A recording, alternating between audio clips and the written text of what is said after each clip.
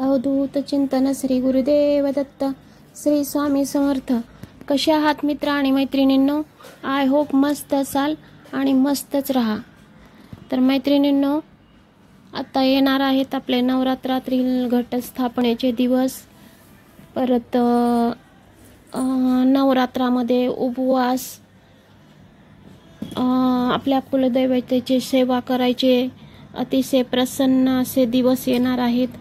तर त्या दिवसामध्ये ज्यांना आपल्या कुलदैवतेला प्रसन्न करून घ्यायचं आहे, ज्यांना कोणाला आपली परिस्थिती सुधारवून घ्यायची आहे, ज्यांच्या कुठल्या इच्छा अपेक्षा आहेत आणि आपल्या नेहमीच्या दगदगीच्या दिवसामध्ये, आपल्या या दिवसामध्ये समजा डेली आपण देवीला आपल्याकडनं आराधना होत नसेल, आपल्याकडनं उपवास होत नसतील, तर वर्षभर असू दे, पण या 9 दिवसामध्ये तरी शक्य असेल तेवढी आपली देवीची सेवा करावी. प्रत्येकाने देवीची सेवा करावी आणि आपल्याला शक्य असेल तेवढं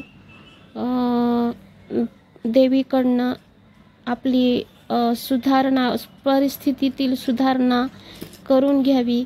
कारण या दिवसामध्ये 9 दिवस ज्यांच्याकडे घट असतात, घट बसलेले आहेत, जे घट बसवतात, म्हणजेच की घट लावला जातो, तर तो घट जे कोणी लावतात ते तर आपल्या कंपल्सरी त्यांचं ठरल्याप्रमाणे त्यांची सेवा असतेच असते. पण जे कोणी समजा घटस्थापना करत नसतील, त्यांनीही जरी आपण देवीची सेवा केलो, अखंड दिवा 9 दिवस जर आपल्या एखादी आपल्या घरामध्ये मूर्ती असेल, देवीचा फोटो असेल, कारण आपलं महाराष्ट्राचा आराध्य दैवत असते देवी, परत खंडोबा आणि देवी. तर कसे देवीचं जरी घट बसवत नसाल, समजा कसं असतं की कुटुंब ज्यांच्याकडे सासू सासरे थोडे व्यवस्थित आहेत की ते सगळ्या नाही का समजा रीतीभाती सगळे घरातले सगळे प्रोसेस करू शकतात, पण तरीही जे बाहेर आहेत त्यांनी सुद्धा त्यांच्या संसारासाठी, सुखसमृद्धीसाठी, परत मुलांनी आपल्या करिअरसाठी, मुलींनी मोठे जरी असले तरी पण सेवा करायला काय हरकत नाहीये. तर सेवा कशी करायची? तर घरामध्ये आपल्या देवीचा किंवा मूर्ती किंवा फोटो असेल तर तिचे नाही का आपण स्थापना करायची आहे. एक सुंदर आणि स्वच्छ असा पाट घ्यायचा आहे. पाटाच्या खाली आपलं आधी भूमिपूजन करायचं आहे. भूमिपूजन म्हणजे काय करायचं की स्वच्छ साफसफाई करून घ्यायची. गोमूत्र किंवा गुलाबजल अर्पण करून थोडंसं पाण्यामध्ये ते सगळी साफसफाई करून घ्यायची आहे. त्यानंतर त्याच्यावरती एक छोटंसं स्वास्तिक काढायचं आहे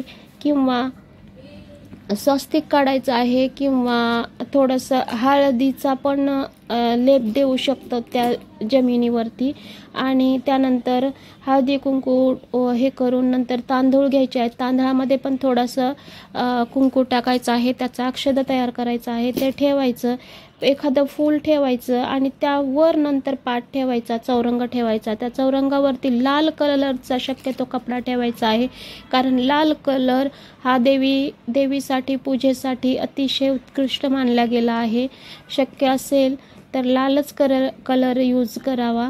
आणि त्यानंतर त्यावरही तुम्ही काय करायचं आहे की आपली नाही का एक कपडा आतरून त्यावरही तुम्ही नंतर कमल नाही का अष्टदल कमल काढू शकता. अष्टदल कमल जर शक्य नसेल तर काढणं तसं तर सोपंच आहे, पण जर शक्य झालंच तर स्वास्तिक तर सर्वांना येतच, ते स्वास्तिक पण काढू शकता. आणि त्यानंतर मग तुम्ही तिथं तुमच्या दिव्याची स्थापना करू शकता. असेल तर तुम्ही ताटात किंवा प्लेटात असं कुठल्याही एखाद्या डिशमध्ये पण तो दिवा ठेवू शकता. आणि दिवा शक्यतो तुम्हाला समजा जर आर्थिक परिस्थिती सुधारून घ्यायची असेल तर आर्थिक परिस्थिती सुधारण्यासाठी म्हणाल तर नाही का केंद्रातनं ते अशी माहिती मिळालेली आहे की आर्थिक परिस्थिती सुधारून घ्यायची असेल तर तुम्ही किंवा तुमच्या सर्व इच्छा पूर्ण व्हायच्यात किंवा करून घ्यायच्यात असं जर म्हणाल तर देवीची तुम्ही नाही का शुद्ध गाईच्या तुपाचा दिवा 9 दिवस अखंड लावावा. असं सांगितलं गेलं आहे. आणि जर गाईच्या तेलाचा दिवा गाईच्या तुपाचा दिवा जर लावणं शक्य नसेल तर तिळाच्या तेलाचा दिवाचा वापर करावा असं सांगितलं गेलं आहे. आणि आपल्या जगदंबेला, देवी दुर्गेला प्रसन्न करून घेण्यासाठी या तेलाचा दिवा वापरायचा आहे असं सांगितलं गेलं आहे. तर आपण या तेलाचा दिवा अवश्य नाही का, या तेलाच्या दिव्याचा अवश्य वापर करावा. शिवाय दुसरी गोष्ट म्हणजे ज्या वेळेला तुम्ही कलशस्थापना कराल त्या दिवशी दिवसभरात केव्हाही करू शकता कलशस्थापना, मंगलस्थापना या घटाची, किंवा या घट नसेल तरी या मंगल कलशाची. तर आणि तेव्हाच तुम्ही दिवा पण प्रज्वलित करायचा आहे. तेव्हाच त्या अखंड दिव्याला म्हणजे तो त्या वेळेला प्रज्वलित करायचा आहे. आणि शक्य नाही तरी दिव्याचं तोंड आपल्या फोटोकडे, म्हणजेच की देवी ज्याची मूर्ती असेल हे असेल ते, किंवा त्या कलशाकडे ठेवायचं आहे. आणि दिवसभरात केव्हाही हे करू शकता, घटस्थापनेच्या दिवशी फक्त रात्री नाही करायचं आहे. आणि दुसरी गोष्ट, या तुमच्या सेवेनं जगदंबा माता कुलदैवता तुमची नक्कीच प्रसन्न होणार, तुमची आर्थिक परिस्थिती नक्कीच सुधारणार. शिवाय दिवा अखंड 9 दिवस चालवायचा आहे. दिवाची वात चेंज करायची नाही आहे, तर त्या दिव्याची वात 1 हाताची वात घ्यायची आहे. कारण 1 हाताची वात, आणि ती वात दुहेरी असायला हवी. कारण दुहेरी वात असल्यानं 9 दिवस तुम्हाला ती वात पण चालू शकते. आणि थोडीशी जाडसर घट्ट अशी पॅट, म्हणजे फिट्ट आणि घट्ट अशा पद्धतीचं तो नाही का वळून घ्यायची आहे, किंवा तशी तयार तर करायची आहे, किंवा असेल अवेलेबल मार्केटमध्ये तर तशी घ्यायची आहे कुठल्या केंद्रात किंवा कुठून तर नाही का एखाद्या मंदिरात.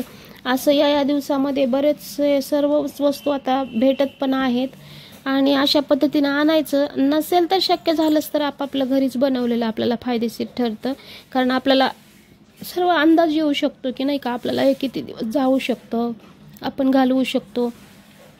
कारण हा दिवा पूर्णपणे आपल्याला 9 दिवस वापरायचा आहे.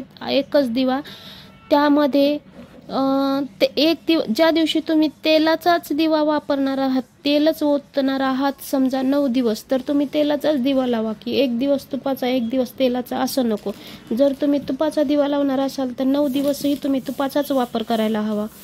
तर अशा पद्धतीनं तुम्ही या सेवेचा चांगलाच म्हणजे नाही का लाभ करून घेऊ शकता. आणि दुसरी गोष्ट म्हणजे या दिव्याला दुसरा दिवा लावून आपण प्रज्वलित करायचा नाही आहे.